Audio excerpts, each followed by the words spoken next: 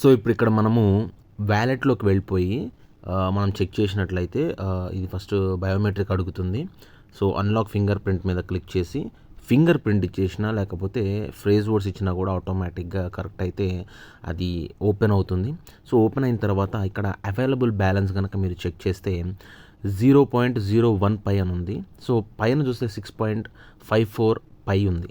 So ఇప్పుడు నేను ఇక్కడ మనం మైగ్రేషన్లో కనుక చెక్ చేస్తే ఇక్కడ మనం ఎంతవరకు మెయిన్ నెట్లోకి మనం మైగ్రేట్ చేసుకోవచ్చు, అవైలబుల్ బ్యాలెన్స్లోకి మెయిన్ నెట్లోకి మైగ్రేట్ చేసుకోవచ్చు, మూవ్ చేసుకోవచ్చు అనేది ఇక్కడ మనకు కనిపిస్తుంది. సో ఇక్కడ నాకు చూస్తే కనుక 2.27 అని చెప్పి ఇక్కడ మైగ్రేషన్లో ఉంది. సో ఇప్పుడు నేను ఇక్కడ కనుక మూవ్ మీద క్లిక్ చేశాను అనుకోండి, ఆటోమేటిక్గా అది యాడ్ అయిపోతుంది. సో ఇప్పుడు నేను కన్ఫర్మ్ మీద క్లిక్ చేశాను ఈ బ్యాలెన్స్ని.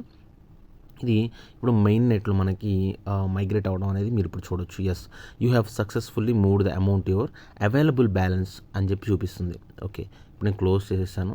సో రిఫ్రెష్ అయిపోయి ఆటోమేటిక్గా 2.27 పై అనేది నా అవైలబుల్ బ్యాలెన్స్లోకి మెయిన్ నెట్లోకి మైగ్రేట్ అనేది అయిపోయింది అనమాట. Thank you.